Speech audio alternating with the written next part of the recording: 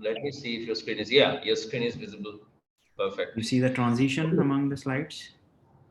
Okay. Yeah, yeah, perfect. Okay, thanks.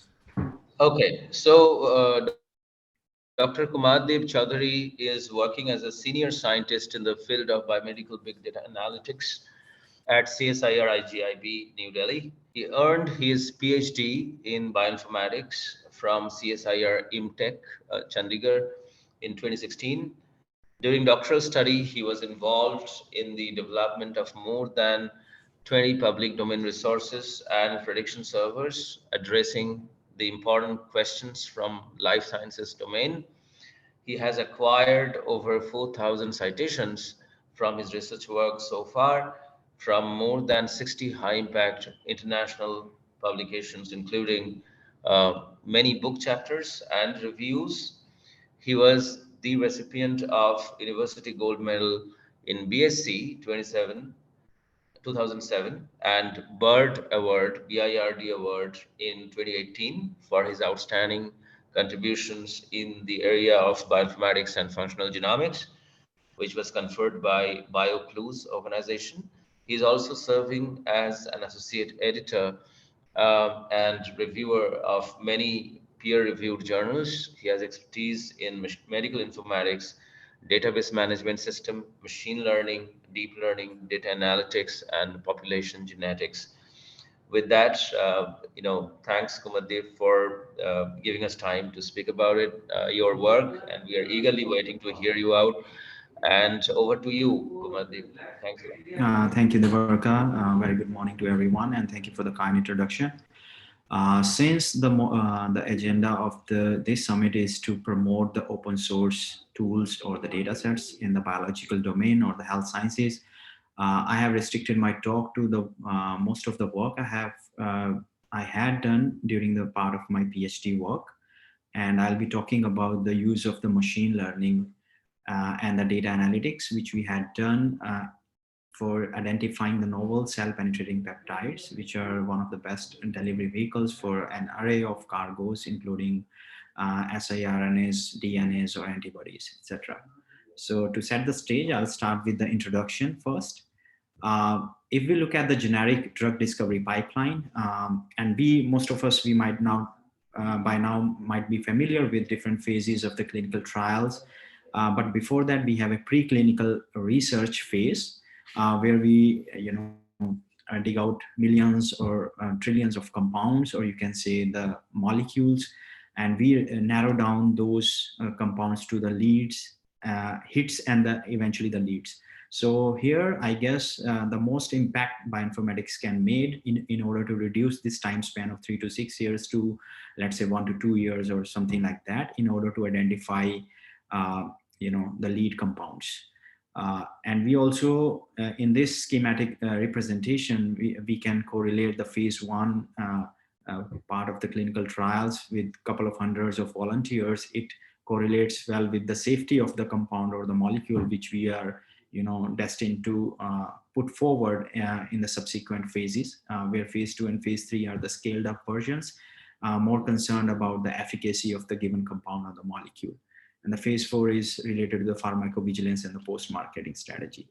So the emphasis from the bioinformatic point of view can be given to the preclinical research. No doubt there are different segments in the clinical research part as well of this pipeline, but we can definitely reduce the, this labor intensive and the time consuming segment of this pipeline, which is a preclinical research.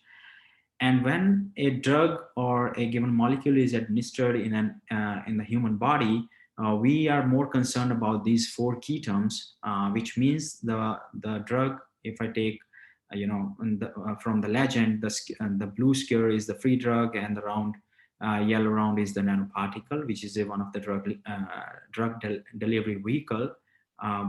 So we are more concerned about the absorption, distribution throughout the body, metabolism in the liver, and the excretion through the renal nephrotic system.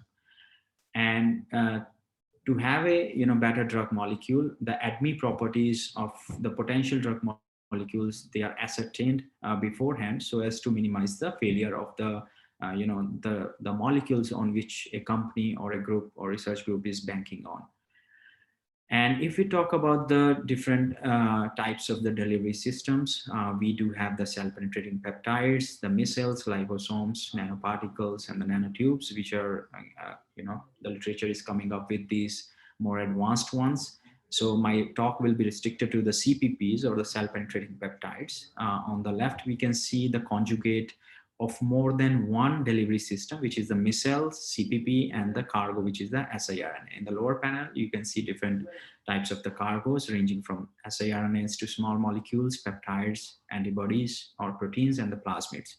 And in the lower left side, you can see the conjugate of the CPP as well as the siRNA. Now, I'll be talking about the structured data resources of the CPPs. But before going into that, let's have a brief introduction about what CPPs classically are defined as.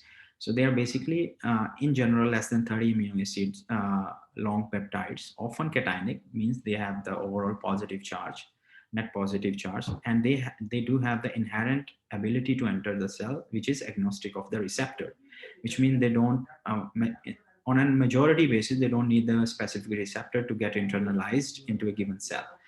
And significantly, there is no damage to the membrane when this act of internalizing is happening. So this carbon represents the blue, the vehicle representing the CPPs and different biotherapeutics or the cargos, and they are getting it internalized into a cell system. Now, we have different categories based upon the research done so far. Based upon physicochemical properties, we have the primary amphipathic, secondary amphipathic. Amphipathic means you have property of both hydrophilic and the hydrophobic, and non-amphipathic. So we have all kind of, classification of the CPPs. And if you talk about the origin, the very first CPP, the very famous CPP was derived from the HIV protein named as the TAT. It is around I guess 8 amino acid long peptide, and the chimeric peptide, which is a hybrid peptide, is known as the transportin, which has been extensively used for different kind of delivery, delivering different kind of cargos. And definitely people have also synthesized synthetic cell-penetrating peptides, for example, the oligoarginine, ranging from 6 to 12 amino acid long. If we talk about the translocation mechanism, so which can be broadly categorized into the energy dependent as well as the energy independent pathways. When we talk about energy dependent, so we can think of the micropanocytosis, where this, the cell-penetrating peptide is getting getting inside the vesicles, and then it is getting internalized into the cell. We do have the different, membrane receptors, clathrin and the caveolin, which help in the endocytosis of the CPPs. And these two mechanisms are the energy dependent ones. If we talk about the energy independent, we have a couple of, theories which can be explained from this cartoon. For example, the pore formation through the membrane, or the carpet model, where the membrane is getting destabilized in this model. We do have the inverted micelle formation, or direct insertion of the peptides into the membranes. And because, there are diverse type of the CPPs and the diverse type of cell systems. So this representation, it covers all of them in terms of the internalization mechanism. So, and if we talk about the CPP conjugate delivery system, like I mentioned, it has the CPPs have the capability to take diverse cargo systems, as well as the different types of conjugation mechanism. For example, you can directly conjugate CPP with the cargo, or the CPP can act as an mediator between the cargo and the tumor homing moiety, if you intend to put the cargo inside the tumor cell. Also, there is an alternate mechanism. If you have tumor specific antibody, you can get it attached to the CPP. It can go inside the cargo. Not only that, you can have the covalent bond, which can get broken inside the cell because of the difference in the pH or presence of the specific enzymes, so that the CPP and the cargo is getting released from the shielding domain, which is which is being used at the time of the administration. And also there is some tumoral cell deregulation pathways which get activated within the cell, and non-specific CPP, which are the cell agnostic or the tumor agnostic CPPs, you can which when go inside the tumor cell, they the pathways or the metabolites, they activate the cargo to get the job done. Now, so when we and in the starting of our PhD, and the idea was it is a brainchild of Professor Raghava, with a brilliant postdoc at that time, Dr. Ankur Gautam. And then we looked at the literature. Though there here I am presenting the traction in the literature for the cell penetrating peptides based upon the keywords in the PubMed title and the abstract, but we collected the data before 2012 and before. But this bar plot represents the recent traction in the literature for the CPPs. So at that time, what we did, we looked at the literature, and we found that there were many publications, not only in the PubMed but in the Google patent also. But the data was in the unstructured form. So we thought, why would it be helpful if we could structure this data set available in the different form with the different kind of information, because many people have done experiments in different cell lines or different the CPP were synthetic or they were the part of the natural protein. So what we did, we decided to make a structured format of this data lying in the PubMed as well as the Google patents. And we designed this database architecture where we took the data from those resources I mentioned. We did the data mining curation, and the different kind of information was stored in the relational database system. And it was, we made the graphical user interface at the front end where user can shoot the query, which can go to the back end to the database system. And based upon the query, the result will be displayed in an interactive form, graphical as well as the tabular form, with the downloadable facility. As an intermediate, we use the PHP, JavaScript, HTML at that time. But of course, with time, these tools and the technologies, they got enhanced, and the group has adopted those as well with time. So this is the front interface, GUI, when you look at the CPPSite version 1. On the left hand side, you can see the drop down expandable, collapsible and expandable menu. You can this snapshot represents the simple simple search page where you can select the fields to be searched. For example, you want to search how many experiments so far have been done using the TAT cell penetrating peptide. I mentioned earlier, TAT is one of the famous and one of the initial peptide which was discovered in 1988, if I'm not wrong. And we can get all the listing of the TAT peptides, but when you get the output, what kind of fields you want to get displayed. So you can see here, we have given, on which fields you can get the information from. For example, is there any modification of the C terminal or the N terminal? They are done basically because to avoid any unwanted degradation of the peptide in the human body because of the peptidases and all that stuff. And is it located to any subcellular localization during the cell line experiments the respective authors have found or not? We have also provided the secondary information like the 3D structure information, which is definitely challenging in terms of the peptides. The secondary state of the proteins and the peptides assignments, as well as any other information, for example, the chirality or the origin, like L or D. Amino acids are being used in those peptides while developing, for example, synthetic peptides or not. So overall, this picture represents the summary of the CPPSite architecture, where we have that total entries more than 800, 430 coming from literature and 172 from patents, and the common being around 250. If you look at the primary data which we incorporated, which was directly taken from the publication, and no intervention was made, or as assertion or inference was made on that data. For example, the patent number, name, sequence. Now, sequence is very important, which I'll be discussing in the subsequent slides for the prediction purpose at the first place, but definitely we can incorporate the structure information and other kind of information based upon the results we get. And terminal modification, chirality, uptake efficiency, which is also an important parameter to see which kind of CPPs are having, they were proven to be highly efficient or the low efficient, having the low efficiency in the given cellular system, and on which cell lines they were administered. At the bottom, we can see the most number, the 777 number represents the natural form of these peptides. D forms as well as the mixture or the synthetic ones, modifieds were 21, cyclic peptides were 8.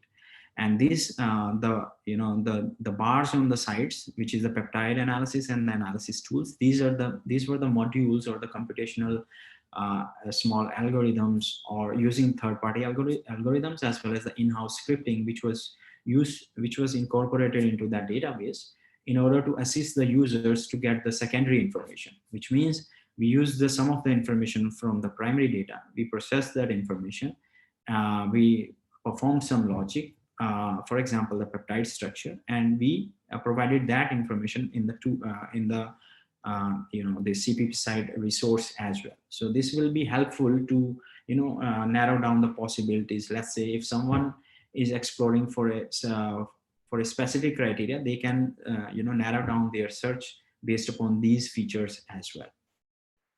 And if you look at the on what cell line system, so HeLa or the cervical cancer and the Chinese hamster ovarian cancer cell lines, they were the most explored ones. If we look at the internalization mechanism reported in those papers, endocytic and the non-endocytic were equally distributed. But if you look at the blue part of this pie, you'll see most of the mechanism was not reported in those papers, which gives an opportunity in order to predict the mechanism of those peptides, or to move. There's a lot of vacancy in that field in the context of the internalization mechanism. And startlingly, we found, and in corroboration with the literature, that the positive residue, arginine and the lysine, they were predominantly present in the CPP as compared to the Swiss prot randomized, randomly derived peptides of the similar length, because there was no negative data at that time. So what we did, we went to the Swiss prot, we made the similar length distribution of the random peptides, and then we did the comparison. And if we look at the secondary structure content, on the x-axis, we have the different wins of the secondary structure content, and we see from 0 to 20%, the beta strand is the predominant, which is altogether absent in the higher secondary structure content. And the helix is more or less prevalent across, though decreasing in the, as we move towards the right in the x-axis, but the helix structure is one of the predominant uniformly as compared to the other ones. Then I'm jumping a couple of years afterwards, and the group decided to develop another resource based upon the popularity or the usage as well as the impact of the CPPSite database. And you can see, I'm just putting quickly go through this. This is we increased the number of entries from 843 to 1855, of which around 700 peptides of unique sequences. You can see the similar, the LD mix as well as linear cyclic counts in there. We provided the different primary information in terms of chirality, localization reported in the paper, uptake efficiency mechanism, or the cargo types. So this is the secondary information in terms of the structural annotation, the major tools we implemented in that resource, CPPSite 2.0. And most importantly, with time, we evolved ourselves to push ourselves to provide the data which the interface which would be compatible with the the smartphone devices and all. So, And if you look at the distribution, we see the protein derived versus the synthetic, they correspond to 42 to 55. And most of in the panel D, you can see the utility of the CPPs in those papers have been reported to stain the cells in the form of, conjugating with some kind of fluorophore, followed by the nucleic acid delivery as well as the protein delivery. So you can see the maximum utility of CPP so far has been done for the staining of the cells with some kind of fluorophore. So these are the snapshots of the front end. The first version was in 2012, freely available to the public or the research community. Second version was released in the 2015. And then after these, the first resource was developed. So we decided to, focus on the sequences, which were the natural sequences and the linear sequences, whether we can, from the sequence information, can we, predict, new sequence to be CPP or not CPP. So before that, we did some explanatory analysis. We found like the arginine lysines, they were, predominant in the CPPs in the positive set. We call it a positive set, non-CPP from the Swiss prot as the negative set. So we found, the negative charge aspartic acid, glutamic acid, and glycine, which is a neutral, and the valine, they are the, the more predominant in the negative set. We also did the sequence logo comparison of the N terminal of the sequences, 10 residues on either way, like the N terminal or the C terminal, and we found, the predominance of the arginine as well as the lysine in the C terminal especially. And then we look in biology, we focused on the protein. In this project, we focused on the protein sequence, which is a peptide one. Though there are different types of data sets, like the previous speakers have also mentioned, the audio, video, imaging, as well as the different omics. But in this project, I'll be talking about the protein sequence or the peptide sequence to be specific. So we can think of some, this problem as something like that, AI in the daily life of the e-commerce context. So we can frame a question: will the new customer will be a prime user or not? So what do we need for that? We need a couple of people, or maybe 100 of people for each category, which were the prime users and the non-users. And we can, store the activity, purchase, demographic, and other interests of those online activities of those people as the features. We can get those features converted to the numerical form, get those associated with those labels, which is the negative data set or the positive data set, and we make the supervised model. There are many array of methods available, including machine learning, deep learning, like SVM, support vector machine, random forest. What is the purpose of that? If a new user like me comes and I perform some activity online for a couple of days, I do some purchases, I feed in my demographics. So the model should be able to predict whether I'll be a prime user or not in the future. So this will help the company to push notification to me in order to enhance their sales or some other kind of benefits monetarily. So in this example, the supervised model predicts the new user has a 90% probability of being a prime user. So this can be helpful for both user as well as the company itself. Now, if I extrapolate this example to the cell-penetrating peptide prediction, so my mistake, it should be CPP in here in the title. So let's say we have two groups, CPPs and the non-CPPs. We take the amino acid composition, binary profiling, where each amino acid is encoded by the 20 vector, or in other words, in computation parlance, we call it as the one-hot encoding. We can take the physicochemical properties or any other features. We get those numerical values get associated with these two labels. We make a supervised model. When a new peptide comes in, we predict whether the new peptide will be CPP or not, non-CPP. So this will, this will be very helpful for the people working in the experimental lab to save their time, resources, energy to narrow down, the thousands of the, the peptide molecules of being CPP or not CPP. So in this example, there are a few important things: training samples with the labels, the features, and the machine learning model. So actually, how does the data look like? So let's say we have two groups. On the left, we have the CPP group and the non-CPP one. we convert that group in. If I talk about the amino acid composition, we can take for each sequence we have a vector of 20 length, where each cell of that vector, each part of that vector is representing each amino acid of the 20 natural amino acid in the body. And then we convert that into the machine learning input. It depends upon the software you are using. You have to get it converted to the specific requirement. And for example, here I have taken the example of the support vector machine, where the aim is to separate these blue rounds from the red squares as far, as separable as possible. And eventually we get some output, something like this at the bottom. I'll discuss this output in detail. And when we talk about the evaluation, we have the four metrics known as the true positive, the actual CPP, or the actual non-CPP. And when we get those predicted through the machine learning algorithm, we get, whether the CPP was predicted, the sequence was predicted CPP. We call it as a true positive, and if it was predicted wrongly, we call it as a false negative, and vice versa.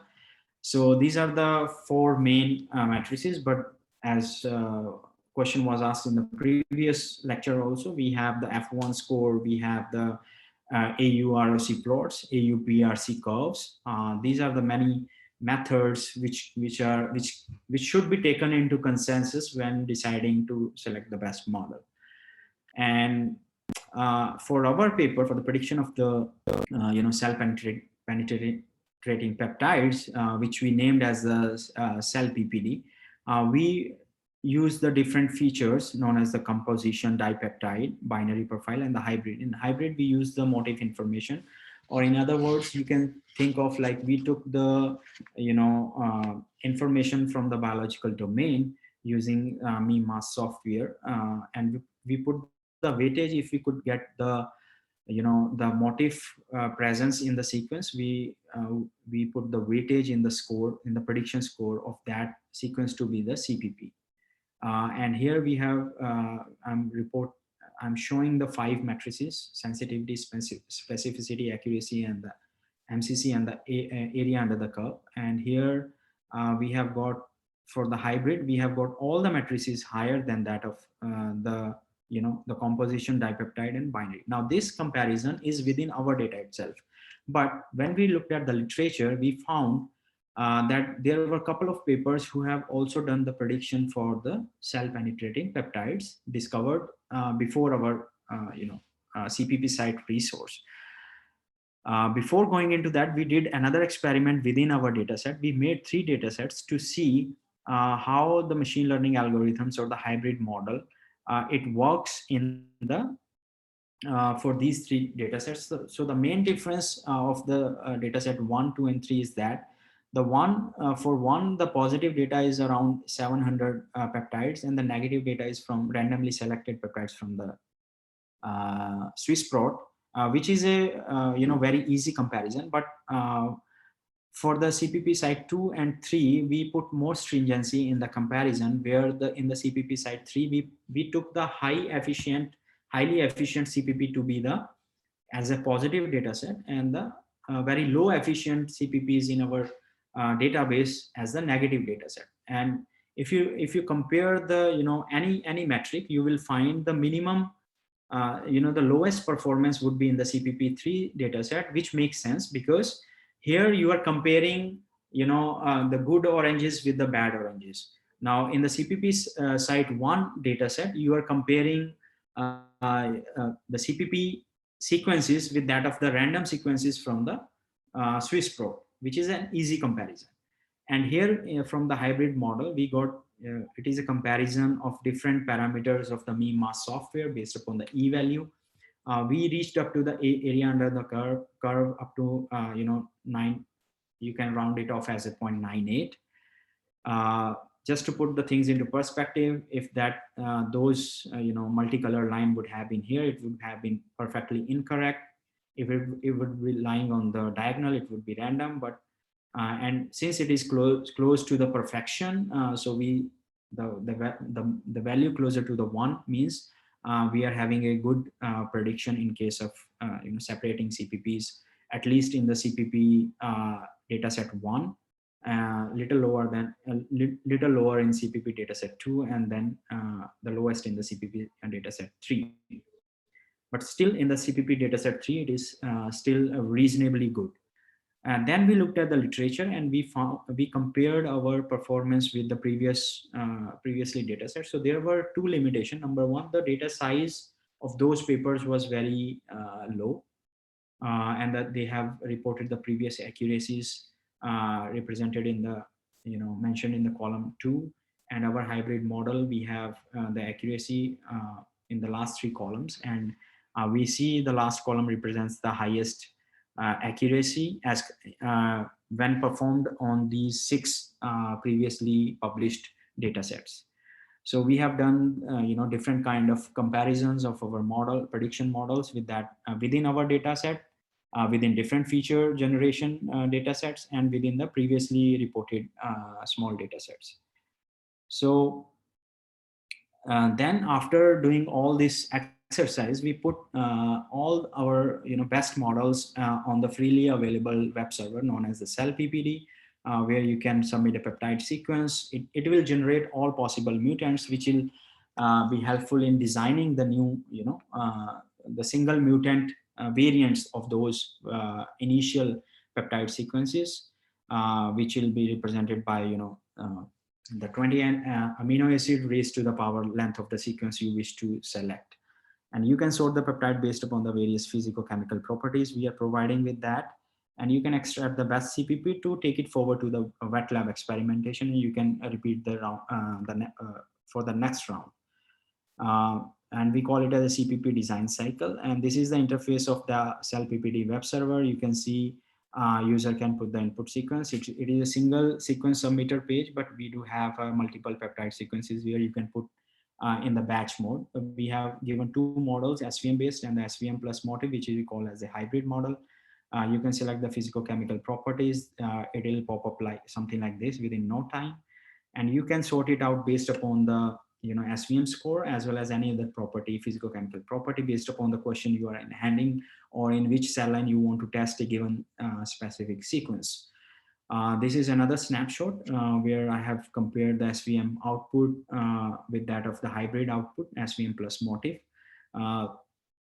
Here you will see some of the peptides which have been predicted earlier non-CPP based upon the presence of the motif. They are now getting the weightage in the SVM score to be deemed as the CPP peptides. Now, after we did all this exercise and we published the subsequent work, we were, the group, the leadership was more interested to get something, get something as a product, or identified a sequence which will be, really helpful in the real life problem. So what we did the high throughput screening from the Swiss prot. We started with the 443,000 peptides based upon the knowledge base in the literature. We restricted the peptides with the 8 or 9 arginine, which is the positive residue with the window length of 15. We ended up with around 12,000. The unique peptides were 7,600, and no redundant after the cutoff of the 60% left out with the 421 peptides. Then we implemented our previously, which I recently discussed, our software, which is a CellPPD.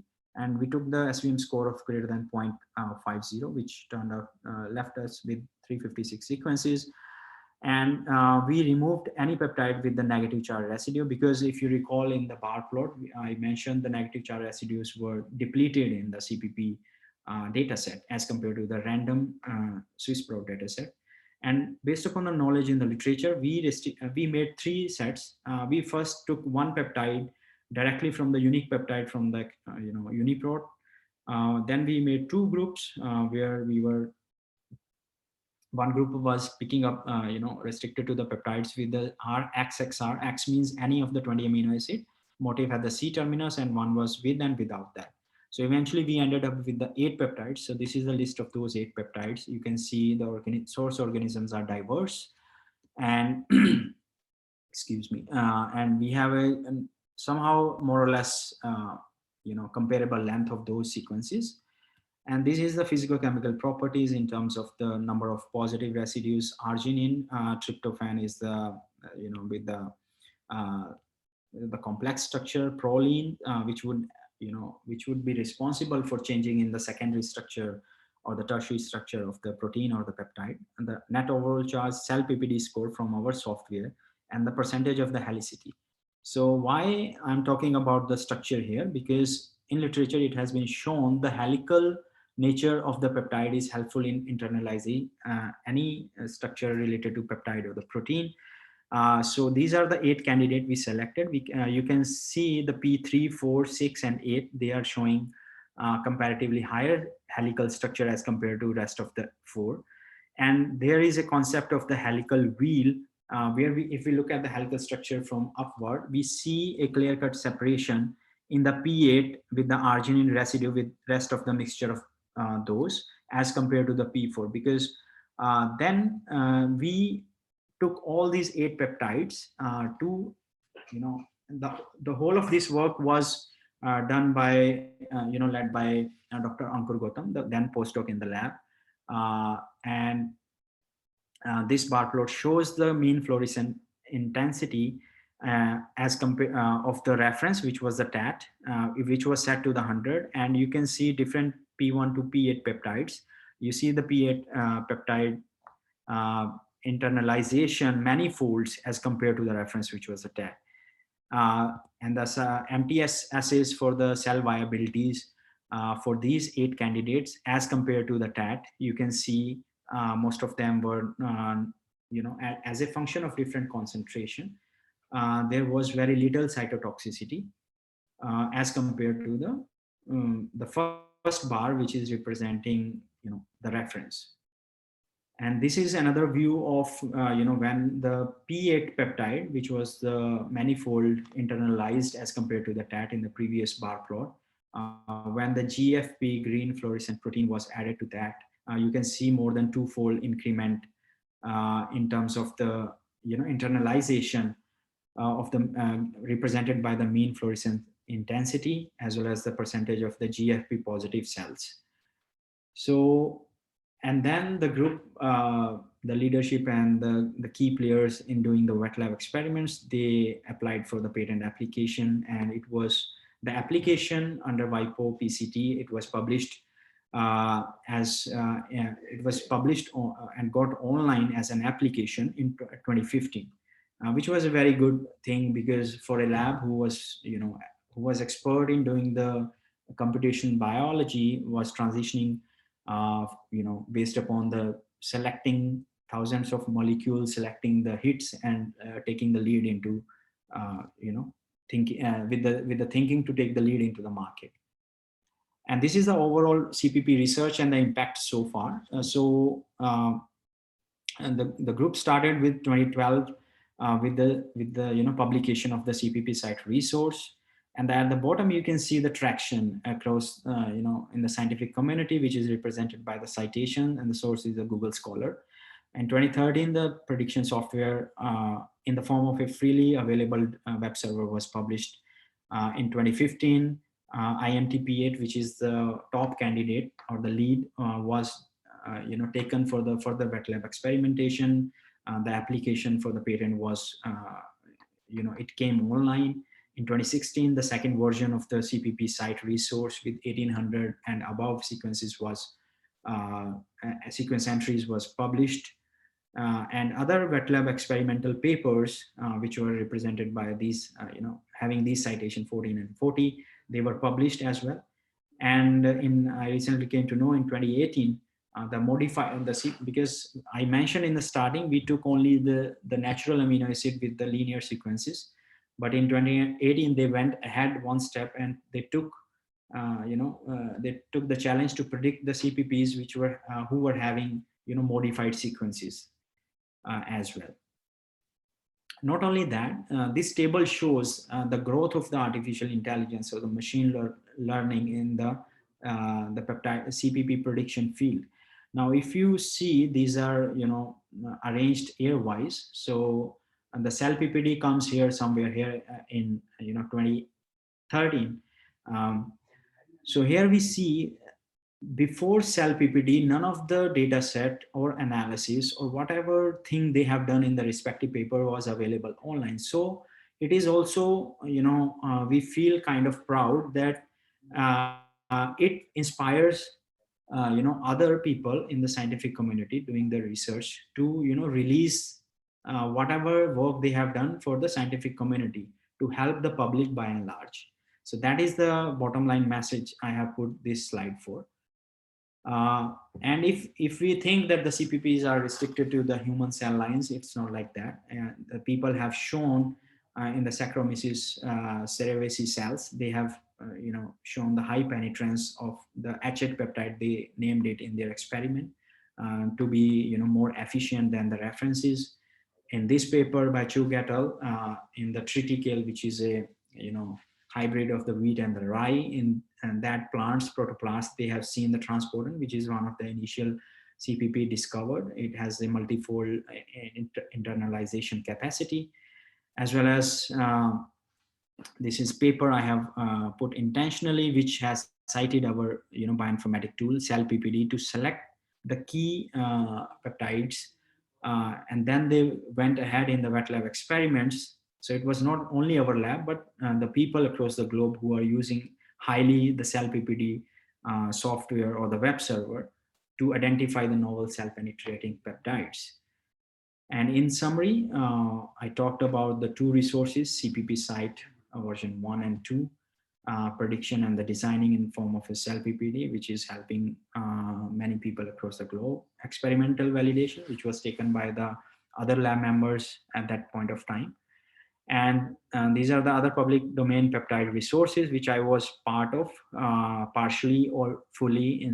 Fully means as a first author during my PhD time. And I would like to acknowledge the leadership, Professor GPS Raghav, whose idea was the brainchild was this project, and which was spearheaded by the Dr. Ankur Gautam for wet lab experimentation. And you can see the massive, team who has worked, tirelessly across multiple years to get something, worth applying for a patent.